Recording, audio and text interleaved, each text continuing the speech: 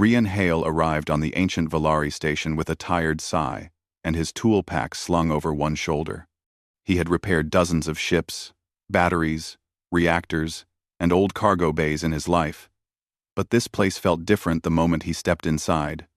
The air had a strange hum, like something alive hid inside the metal walls. Every corridor was covered with smooth silver patterns that shimmered when he passed. He walked forward slowly, looking around like a newcomer in a great museum. The Valari were known across the galaxy as a proud, disciplined species, strict about tradition and harsh toward mistakes. Rian had met only 2 Valari before, and both treated him like he was a clumsy child who would ruin everything he touched. Now he stood on a station completely owned by them. Not intimidating at all, he told himself in an obviously incorrect attempt at courage. A tall figure approached him with silent steps. Even before Rian recognized her, he felt pressure in the air, like the temperature dropped. Mistress Seraphine, the Valari leader of the station, walked toward him with long, graceful strides. Her copper-blue skin reflected the lights in a metallic glow. Her silver eyes watched him with the cold calm of someone used to command armies. "You are the human engineer?" she asked, her voice low and smooth but edged with authority. "Yes, ma'am." "Rian Hale," he said, standing straight. Her eyes moved over his equipment and then back to his face. "Do not touch anything without orders. This station is older than your species' first farm tools. It is sacred to my people. Do not." Rian nodded quickly. "Understood." She said nothing more and simply turned away, expecting him to follow. Rian trotted after her while trying not to stare too openly at the living art carved into the station walls. Symbols and shapes moved slowly when the light shifted, giving everything a dreamlike feeling. Seraphine led him to a control room where several alien officers were gathered around flickering screens. The stations behind them displayed unstable energy graphs. She spoke without looking at him. "The problem is simple. Our lower levels keep losing power. No Valari can enter the ancient chambers down there without triggering the defense system. You humans are unrecognized by the old security. You will not be attacked. So that was why they needed him." He was, in simple words, the only person who could walk down there without the station thinking he was an invader. Rian rubbed the back of his neck. "You want me to fix the power lines?" "You will only observe and report," Seraphine corrected immediately. "You will not open any sealed doors. You will not enter any chamber marked with our runes. You will not step into places not listed on your map." Okay, he said, raising both hands. "I'm just here to help." Her eyes narrowed slightly, as if she doubted that a human could help without causing chaos, but she remained silent. Rian received a scanner, a small holographic map, and a wrist communicator. Then he was sent down into the lower levels. The station's upper floors felt polished and modern, with new panels and clear lights. But the deeper he walked, the more everything changed. The corridors began to slope downward. The walls became darker, older, colder. Symbols glowed faintly when he passed. Some looked like stars, some like flowing rivers, some like creatures he couldn't identify. "Creepy," Rian muttered, though he felt a strange pull too. Something here wanted attention. Something alive in a way machines shouldn't be. He followed the map carefully. The energy readings grew weaker as he moved deeper. His scanner beeped softly at each drop. "It's like something is draining the power," he whispered to himself. He walked down a narrow hallway when his map suddenly glitched. The hologram flickered and turned blank for a second. He tapped it gently. It blinked, then reset, and his marked route disappeared. "Oh, come on," he groaned. The scanner still showed energy fluctuations nearby, so he followed that direction. He walked slowly and carefully, marking corners in his mind so he wouldn't get lost. After a few minutes, he reached a fork. His map still showed nothing. The scanner beeped again, louder this time, pointing toward the left passage. He stepped into the corridor, feeling the temperature drop even further. At the end of the passage was a large door. It looked nothing like the other Villari doors he had seen. This one was silver blue, covered in floating crystals that turned in silent circles. It felt like the door breathed softly. It also wasn't on his map. He should turn back, he told himself. Seraphine had been clear about not entering unknown places. But the scanner pulsed with red energy readings right here. The main power loss was behind this door. Maybe I can just take a quick look from the outside, he said. He stepped closer. The door hummed. The crystals lifted slightly. Then, without him touching anything, the entire door slid open. Rian froze. I didn't touch that, he whispered. The chamber inside glowed with quiet light. Thick pillars, shaped like tree trunks, held up a domed ceiling. In the center of the room floated a massive crystal shaped like a heart or a seed, pulsing with faint energy. Around it were rings of smaller crystals, turning like planets. Rian felt calm, peaceful, warm, like the chamber welcomed him. He took a small step inside. Light brightened. The floating rings shifted. A soft breeze touched his face, though he saw no vents. This place, reactor core, he guessed, or something much older. He raised his scanner. The readings shot up wildly. The entire station's missing power seemed to flow here. He stepped another meter forward. A loud alarm blared overhead. The peaceful feeling vanished. The walls flashed bright red. He heard the pounding of armored boots approaching fast. He spun around. Mistress Seraphine appeared in the doorway, looking furious, more furious than he had ever seen her. Her silver eyes glowed with something far beyond anger. "Insolent human," she shouted, her voice echoing through the chamber like thunder. "You have entered the forbidden chamber, one sacred to my people." Rian lifted both hands, shocked. "I swear, I didn't mean to. It opened on its own." "Do not speak," she snapped. Villari guards rushed in with weapons. Their stances were tense, ready to arrest him. Rian's heart hammered painfully. Seraphine walked straight toward him, her robe brushing the ground like a storm cloud. She pointed toward the chamber's floating crystals. "You have defiled a sanctuary untouched for centuries," she said, voice trembling with anger and strangely fear. "I didn't break anything," Rian said quickly. "The scanner showed unstable energy, and the door reacted to me. I didn't override anything." Seraphine opened her mouth to dismiss him, but something cut her off. The crystal in the center pulsed brightly. The rings around it spun faster. A beam of soft blue light shot toward Seraphine, stopping right in front of her face. She stumbled backward, stunned.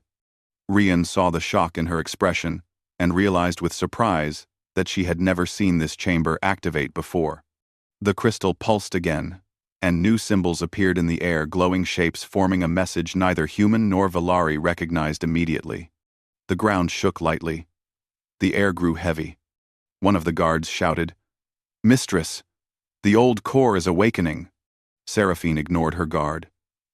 She stared at the light, her voice quiet and full of disbelief. "It is reacting to him," she whispered. "A human awakened it." Rian blinked. "Is that bad?" She turned toward him sharply.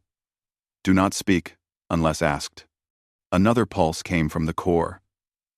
This time, the symbols arranged themselves into a moving hologram of a spiraling cosmic rift, like a hole tearing space apart.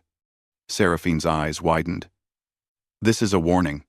Rian looked at the image. "Something is coming?" The core answered by projecting another set of symbols. Slow, rhythmic, almost like a countdown.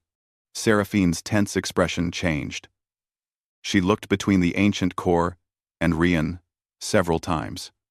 Her anger turned into something else. Confusion, disbelief, and a trouble she didn't want to admit. She finally spoke in a low voice. "Only a human could have triggered this. It seems this sanctuary was made by my ancestors. For you. That for you. That send. Rian frowned. For humans? But the Valari built this station. Yes, she said sharply. But the ancient Valari once worked with early humans. Our past holds many forgotten things. She stepped closer to him, not angrily this time, but with intense focus. Something dangerous approaches the station. We must unlock the full message. And apparently, only you can. Rian swallowed. Me? Again? Just a repair guy. Seraphine stared at him for a long moment. You may be our only hope, human. The crystal pulsed again, and the station trembled. Rian looked around nervously. Does that mean? Seraphine exhaled sharply, but not with anger. More like resignation. You are still reckless, she said. But now, you are necessary. The ancient chamber brightened around them. Like awakening from a long sleep, Rian took a breath, trying to calm his pounding heart. Whatever this place was, whatever the warning meant, he realized his life had just changed, and Mistress Seraphine knew it too. That was why her final words echoed louder than the alarms still ringing in the hallways. You will not leave this chamber, human, not until we understand what awakened and why it called to you. Rian stood silently in the center of the glowing chamber as the last echo of Seraphine's command faded. The ancient core floated above them like a great heart made of crystal, pulsing with slow blue light. The air felt warmer now, almost heavy, as if the chamber waited for something more to happen. Seraphine stepped closer, her cape brushing the smooth floor. Her guards stayed near the entrance, unsure whether to aim their weapons or lower them. None of them had ever seen this sacred place alive. None dared speak first. Rian finally cleared his throat. So, what now? Seraphine did not answer immediately. She walked around him in a slow circle, studying both him and the glowing symbols floating in the air. Her expression was complicated, part disbelief, part worry, and part anger she still refused to let go of. You touched nothing, she said quietly. You forced no system. You opened no panel. No, he said. The door opened for me. It should have killed you for entering uninvited, she said. Instead, it welcomed you. That's good, Rian offered. Her eyes narrowed at his casual tone, but she didn't scold him. Instead, she pointed at the crystal rings above. The core is creating a message, a warning. Only your presence makes the symbols appear clearly. Rian looked at the rotating symbols. They seemed to form a pattern, like a star map mixed with Valari letters. Maybe I should step closer, he suggested. Seraphine watched the core closely. If the chamber wished to harm you, it would have already done so. Proceed. Rian took careful steps until he stood directly beneath the largest crystal. The moment he lifted his hand toward it, the rings slowed. A beam of soft blue light shone down onto his palm. The symbols spun faster. The projection grew larger. The ground vibrated lightly. Seraphine moved beside him, her voice lower now. That's not creepy at all, Rian whispered. The chamber suddenly released a deep hum. More symbols flooded the air around them. A giant hologram formed, stretching from one side of the chamber to the other. Rian's eyes widened. It was a map of the region around the station. A bright line cut through space like a tear, growing wider in the projection, until it pulsed like a heartbeat. Seraphine stiffened. The rift. It is approaching. One of the guards shouted from behind. Mistress! Our sensors have detected something outside the station too. The anomaly, Seraphine whispered. It was not a myth. Rian didn't understand everything, but he could feel the seriousness in her voice. What exactly is it? One. She turned her gaze to him. A cosmic fracture. A tear in space. My ancestors called it the Void Scar. It destroys everything in its path. And according to this, it will reach our station within hours. Rian's stomach dropped. Okay, that's very bad. The core responded to his rising fear. The symbols shifted again, this time forming an image of a glowing shield around the station. A countdown began beneath it. Rian pointed. That looks like instructions. Seraphine stepped closer, reading the symbols with sharp eyes.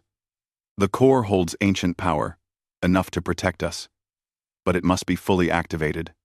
And, she paused, her voice tightening, it requires two beings. One Valari, one human. Rian blinked. Why me? I'm not special. You awakened it, she said simply. He pointed at his chest. By accident. Accidents have meaning, she replied. This chamber has slept for centuries. It awoke for you. The countdown continued ticking, glowing brighter. Rian looked at her. If I do this, what do I have to do? Seraphine released a slow breath. You must enter the core's inner circle.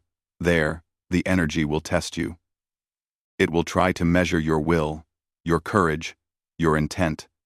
If you fail, you will lose consciousness instantly. That sounds painful, he muttered. It will not be easy, she said. I must enter the opposite side of the circle. Our energies together will trigger the shield. Rian nodded slowly, trying to calm himself. Correct, Seraphine said. Though I never imagined I would rely on a human. Her voice softened slightly. Not much, but enough for Rian to notice.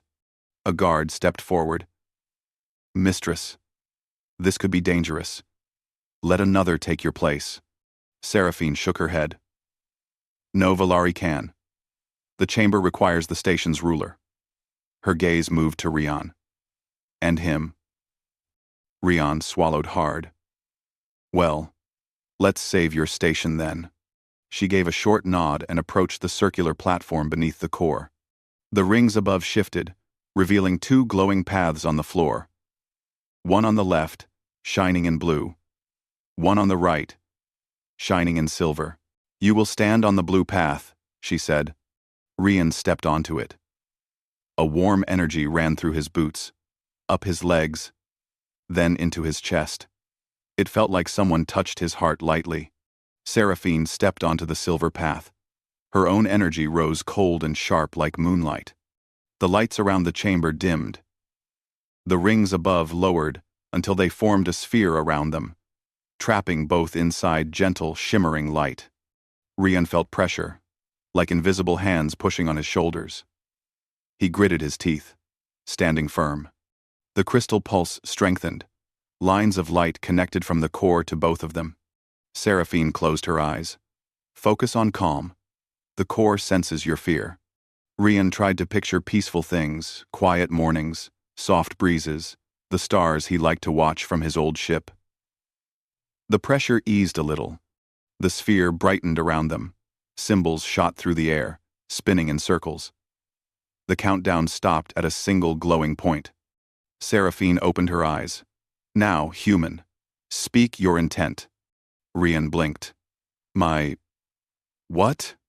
You must tell the core why you stand here, she said. It listens. He took a steadying breath.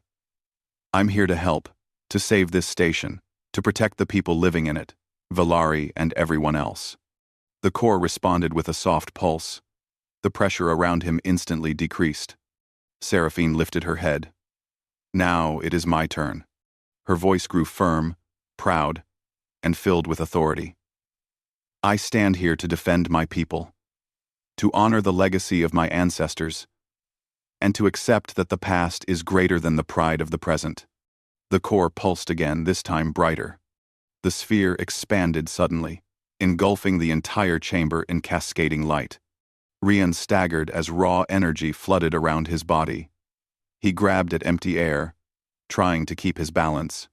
The light passed through him like wind, testing his strength, his courage, and something deeper, the sincerity of his intent. He felt his legs weaken. His heart pounded. His vision blurred. Seraphine sensed his struggle and shouted, "Hold on! The core is nearly activated." "I'm trying." Rion groaned, forcing his legs to stay firm. The core unleashed another surge of energy. The sphere shook like a storm, trying to tear itself apart. Rion's knees buckled, but he clenched his fists. "I'm not giving up." The core reacted to his defiance. The energy wrapped around him like a cloak. The glowing floor beneath him brightened until it looked like liquid light. Seraphine raised her hands to the air, guiding her own energy into the core. "Human, push forward. Give the chamber your full will. End one." Rion grit his teeth. "All right, take it." He pushed his thoughts outward, not words, but pure determination. The desire to help.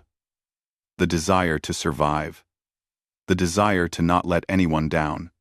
The chamber exploded with light. The rings spun so fast they blurred into a single shining sphere.